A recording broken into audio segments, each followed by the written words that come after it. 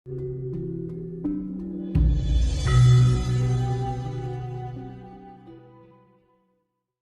saya senang karena Mas Hendra dan adik-adik ini memviralkan kepentingan-kepentingan manusia dan politik meskipun tidak berwarna partai politik.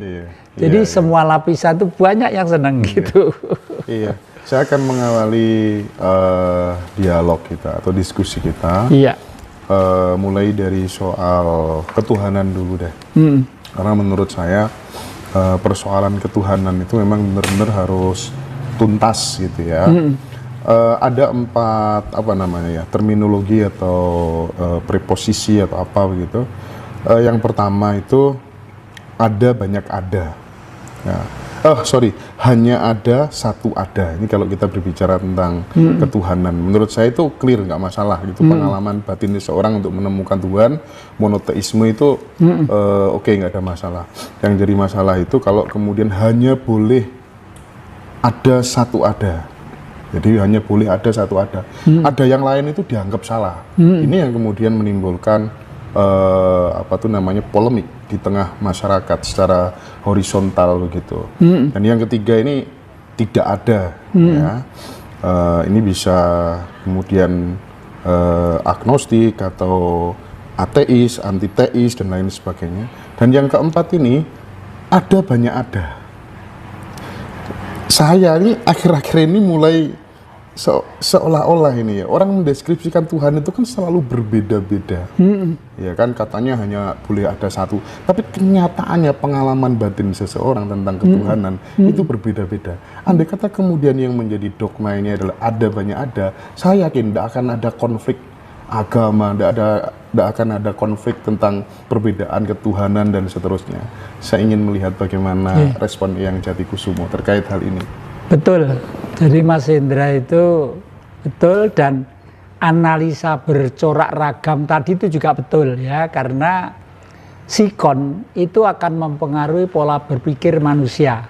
Contoh kecil saja, di rumah saya ini ada kakek, ada nenek, ada anak, ada cucu, itu pola pikir untuk kepercayaan kepadanya guru besar itu berbeda-beda ya.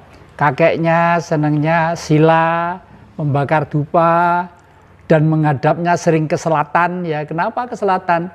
Karena di selatannya ada laut selatan, merupakan energi yang kuat, yang sangat kuat. Dan saya karena gandrung negeri ini harus berubah sistem politiknya, yaitu sistem kerajaan, makanya saya tidak mengharapkan perolehan dari hasil coblosan sekarang ini, karena hasil coblosan ini hanya memperpanjang penderitaan rakyat Indonesia.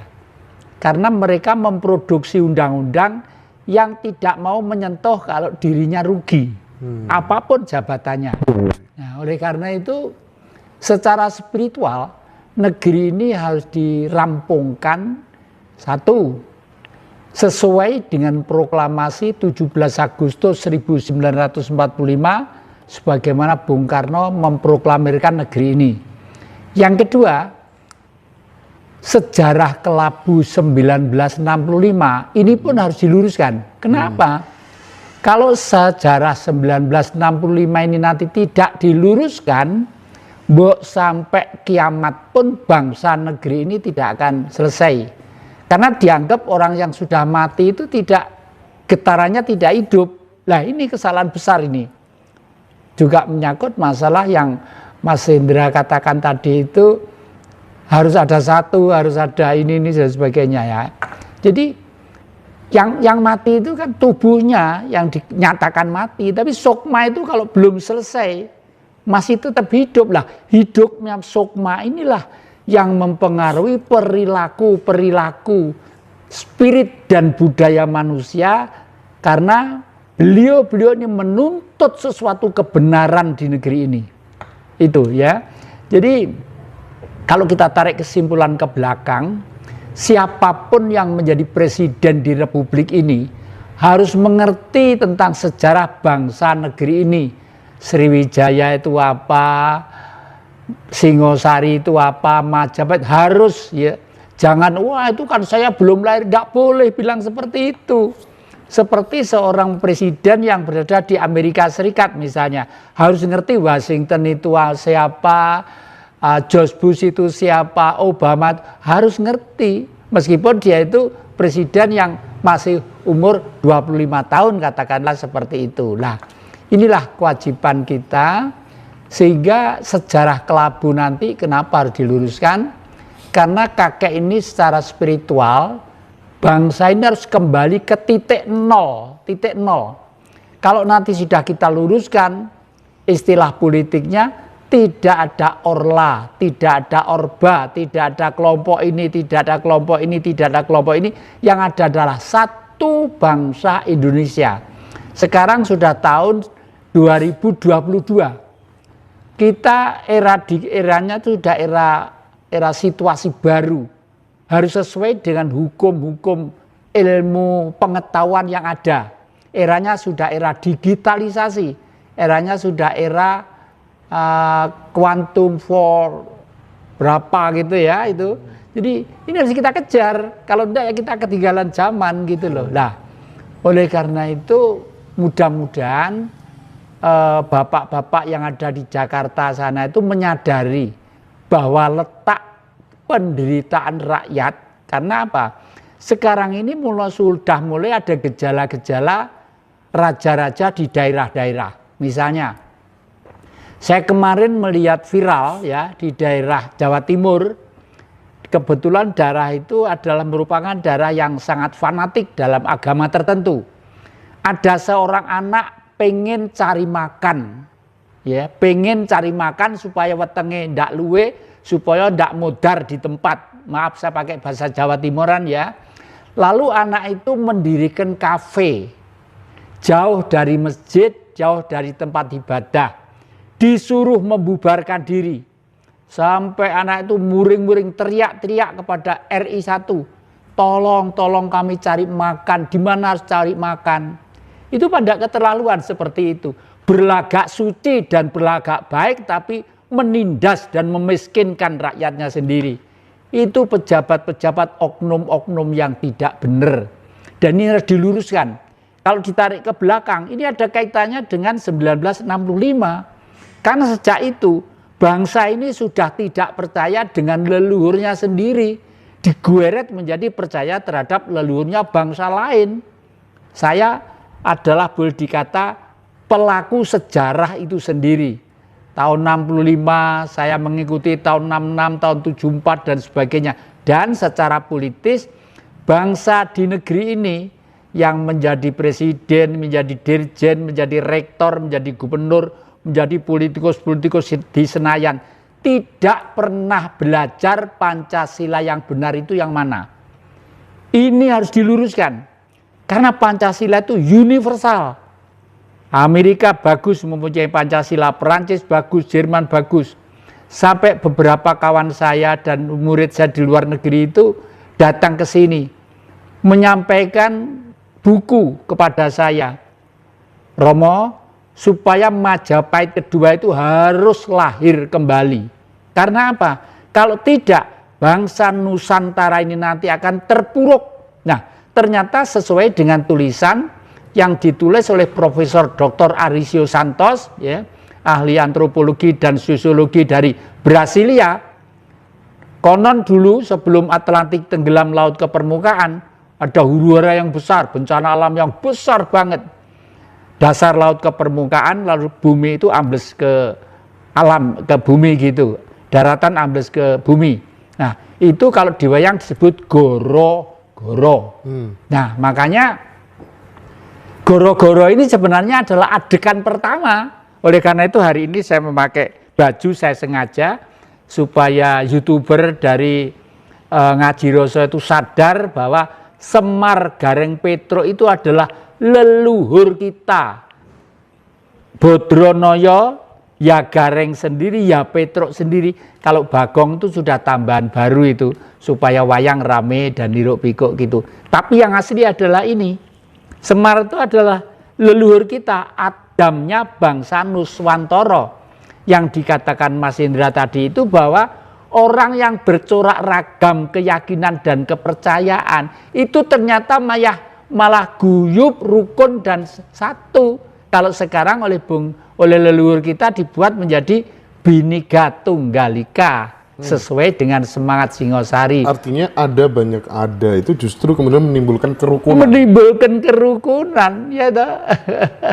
Menimbulkan kerukunan. Seperti di sini kakek itu seneng banget. Kalau waktunya Jumat Legi, cucu saya itu sudah sarjana semua, ganteng-ganteng semuanya, laki-laki. Kalau Jumat Legi itu di tempat itu mesti ada sesaji, ada kinangan, ada sampai saya itu kalau pulang mesti nangis. Cucu masih ingat dengan budaya leluhur. Nah, kalau sudah budaya kita dihancurkan, ini bangsa ini alamat bangkrut, Mas. Alamat bangkrut. Yeah. Karena budaya itu adalah fondamen dasar yang meletakkan supaya politik itu bisa kokoh. Nah, dulu pernah salah berkali-kali bahwa Pancasila itu dijadikan salah satu pilar. Itu salah itu. Pancasila itu bukan pilar, fondamen. Nah, kalau Pancasila pilar, nah nanti keplengkang itu udah fondamennya tidak ada, roboh seperti sekarang ini. Sekarang ini secara politis orang kan sudah tidak sadar kalau negeri Indonesia itu sudah bukan negara Pancasila, itu semua tidak sadar. Rektor-rektor juga tidak sadar, orang-orang berbintang-bintang itu juga tidak sadar, orang-orang di ibu kota sana juga tidak sadar. Karena apa? Sejak tahun 74 Pancasila itu sudah dirubah. Ya, merubahnya juga manis karena yang merubah profesor semua. Nugroho Noto Susanto dan Daud Yusuf itu. Pancasila bukan tafsir dan sama sekali tidak menafsirkan Pancasila sebagaimana dasar negara yang tertera dalam Mukadimah Undang-Undang Dasar 45, batang tubuh dan penjelasannya. Kalau begitu Pancasila itu apa sekarang? Nah, ini nanti harus kita kembalikan seperti sekitar tahun 60. Negara harus berani mengembalikan ke situ. Dulu belajar Pancasila itu ndak usah sekolah itu gampang ngapalkan, ya toh. Dulu hanya 5K. Ketuhanan Yang Maha Esa, kebangsaan, kemanusiaan, kerakyatan, keadilan sosial, titik. Bocah ngarit pun, bocah angon pun ngapalnya gampang. Dan di desa ada tulisan itu dulu itu. Di kantor-kantor desa itu. Setelah dirubah kemanusiaan yang adil dan beradab segala macam orang yang saya yang tua gini udah males kok. Makanya kalau peringatan Hari Pancasila bunyinya itu pating celomet semua ya, yang diapalnya sulitnya kayak ngono kok. Dan itu memang sengaja mempersulit otak kita supaya tidak gampang fokus pada target yang diinginkan. Dan saya kira tidak hanya Pancasila saja yang dirubah. Iya. Undang-undang kita yang berlaku aja sekarang tahun 2002. Ya kan 2002. Apalagi nggak ada GBHN. Betul. Gimana negara tanpa ada GBHN? Ya, betul. Jadi setelah reformasi ini malah semakin amburadul semua. Tapi saya yakin leluhur tidak tinggal diam dan leluhur tidak berhenti di bidang politik. Karena leluhur itu tadi saya katakan masih hidup berbentuk sukma yang masih sering melihat anak cucu bagaimana nasibnya. Tadi dia diserang dari salah satu wilayah, yang tuh wong politik kok percaya dengan gaib. Anda itu bertuhan pada. Kalau Anda bertuhan, apapun agamanya, di situ ada syarat orang beriman harus percaya dengan adanya gaib. Kenapa kok saya percaya dengan Ibu Ratu Mas Laut Selatan? Karena di sana itu memang betul-betul real. Kekuatan satu energi yang tinggi sejak dulu Mataram kuno selalu percaya dengan sana. Bahkan di Injil pun ditulis, The Queen of the South Sea, seorang ratu ada di Laut Selatan. Nah, ini jelas banget. Tapi Injil yang baru ya sudah dirubah semua. Al-Quran apalagi sudah dirubah semua. Nah, inilah makanya saya mencoba oret-oretan untuk jemput era yang baru nanti itu manusia ndak usah bertele-tele untuk bertuhan tadi itu. Ya. Selama orang tidak merasa bahwa manusia harus bertuhan, dalam arti manusia adalah bentuk Tuhan, selama itu dunia tidak akan rampung dan tidak akan selesai. Ya, itu. Tapi Tapi yang Jati mendeskripsikan Tuhan sendiri itu sebenarnya bagaimana? Karena kalau setahu saya nih ya, Tuhan itu pokoknya sesuatu kekuatan yang tak terhingga, yang tak terjangkau, yang tidak mampu kemudian kita jangkau begitu. Percaya pada sebuah kekuatan yang maha itu, ada orang yang punya perspektif seperti itu. Betul, Bagaimana? itu betul. Tapi Mas Indra pertanyaannya yang keliru. Pertanyaannya benar, ya. Tapi mungkin pemahamannya yang belum anu ya. Gimana ya? Allah itu bukan Tuhan, tapi Allah itu Tuhan, tapi Tuhan itu bukan Allah kan gitu. Oke. Asyhadu alla ilaha illallah wa asyhadu anna Muhammadir Rasulullah. Artinya Allah itu Tuhan, tapi Tuhan bukan Allah. Lah, kalau Allah itu apa? Seru sekalian alam, ya. Ya kalau misalnya Mas Indra sekarang ini dari Citandui 14 keliling bumi, muter sampai Amerika, sampai ini, sampai Afrika, balik ke sini lagi Citandui 14 lagi. Nah kalau misalnya lurus ke sana, ya lurus ke timur, nah padahal matahari tata surya itu tidak satu, di sana juga ada tata surya, lah ke sana, itulah Allah. Tidak mungkin orang menjangkau. Multiverse mungkin. Multiverse. Betul. Jadi kalau orang sadar tentang itu, tetapi Allah itu menghidupi semua titahnya. Lah, menghidupi itulah yang berbentuk sinar atau cahaya. Sinar itu kalau orang Islam menyebut Nur Muhammad, kalau Nasrani menyebut Kristus, ya. Jadi